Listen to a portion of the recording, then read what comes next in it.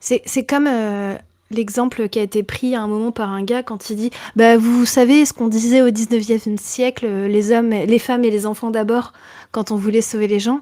Et il dit bah voilà, bah les hommes, voilà, on les laisse crever, etc.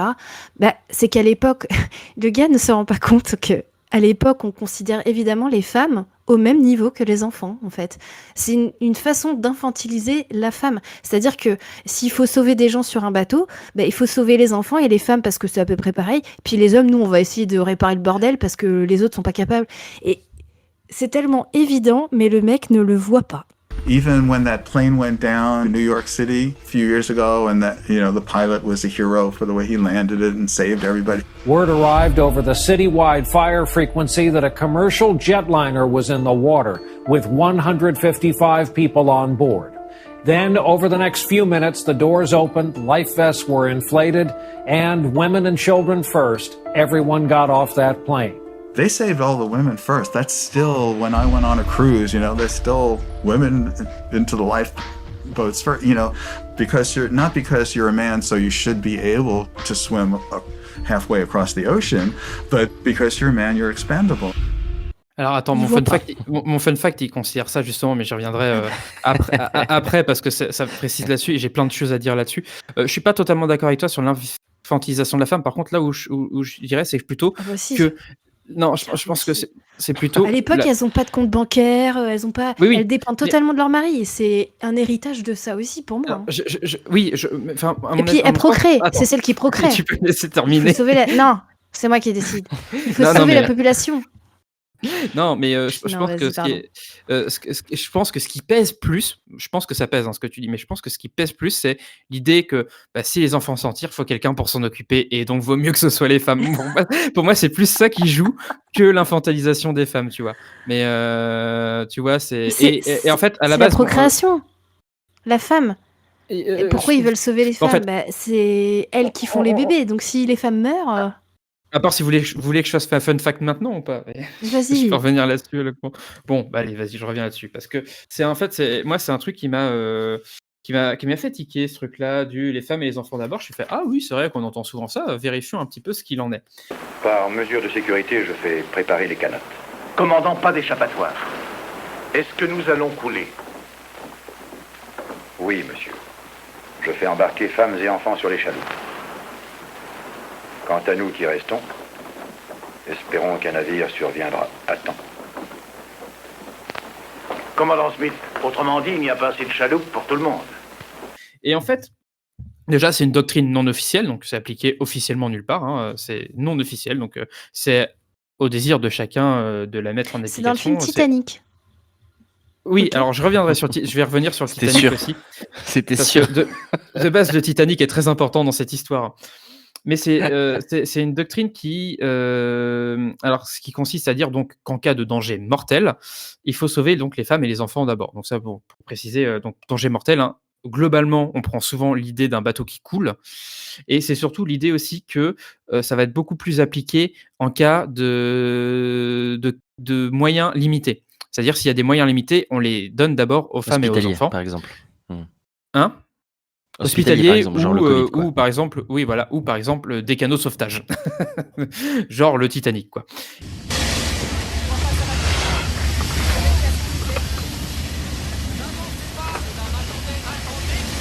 Commandant, les premiers canaux sont prêts à embarquer.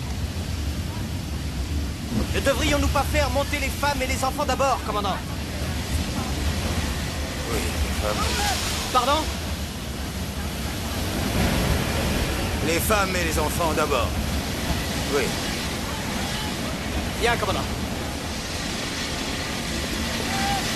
Mesdames et messieurs, votre attention, s'il vous plaît.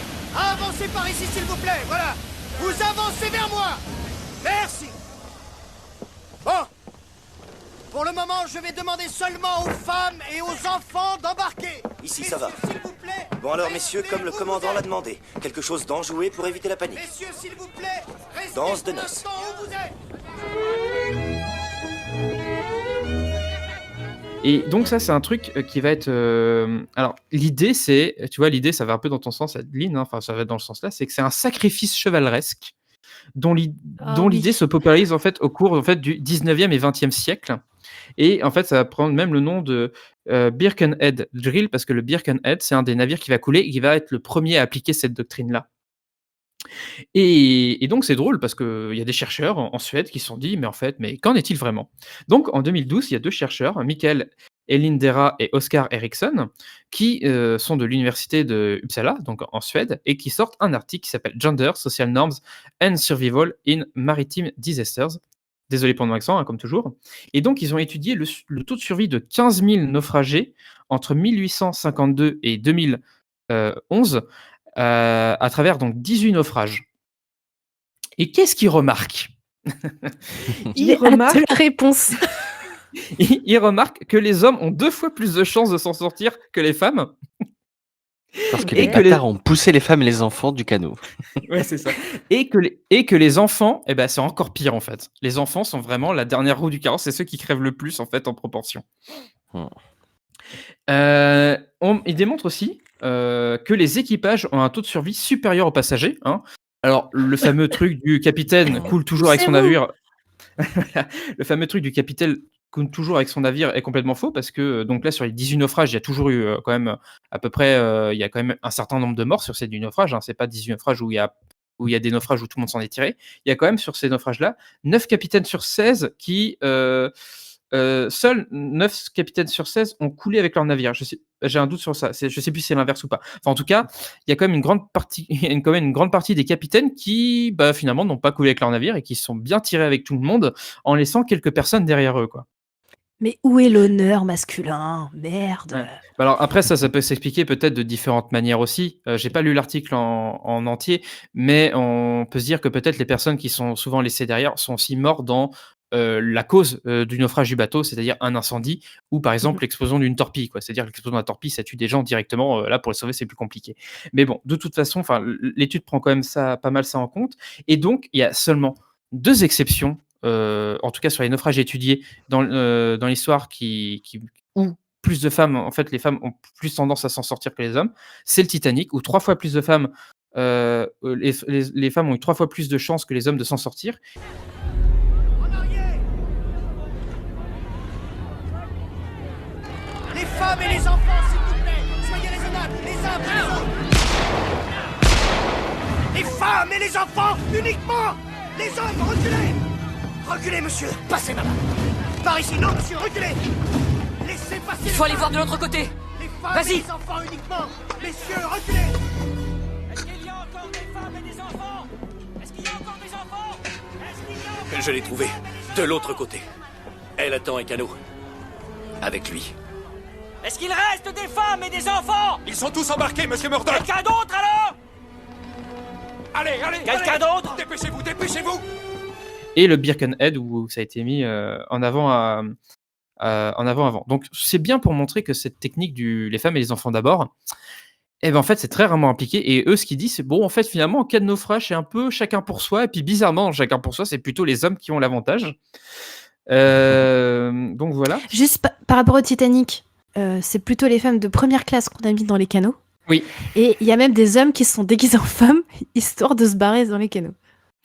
Oui, il y a mal. plein de trucs à dire sur le Titanic, c'est-à-dire que là, il y a aussi, de toute façon, c'est de l'intersectionnalité, Adeline, que tu viens de nous expliquer, c'est-à-dire que les oppressions, entre guillemets, s'additionnent et que être une femme pauvre, vaut mieux Mais être un bien homme sûr. riche, quoi.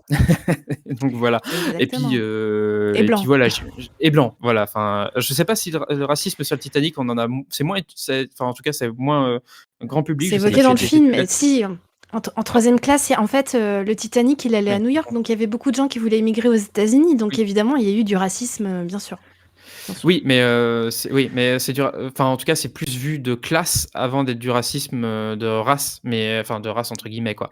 Mais bon, en tout cas de couleur de peau, c'est de la xénophobie à la limite. Mais enfin Oui. bon, après, il faudrait revenir sur les De toute façon, ils étaient en troisième classe. En première Ouais, voilà, classe, c'est ça. De il y avait toute que des façon, blancs hétéros. Enfin, voilà.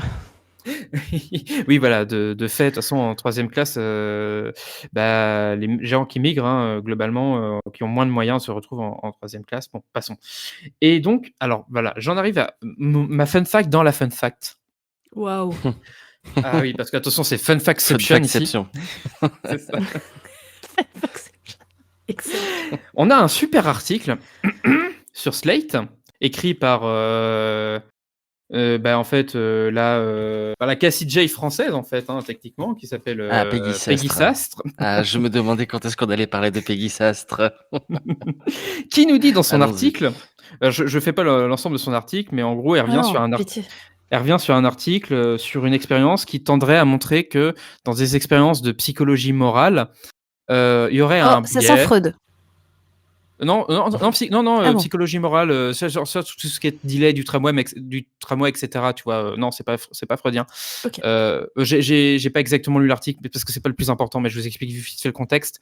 Je crois que c'est une étude qui démontre que dans des cas de dilemme comme ça, d'une manière purement théorique, hein, les gens auraient plutôt tendance à tuer plus facilement des hommes que des femmes. Donc pour elle, ça va dans le sens que finalement, il n'y a pas besoin du féminisme, hein, les gens sont plus prêts à tuer des hommes que des femmes, ça montre bien qu'il n'y a pas de problème.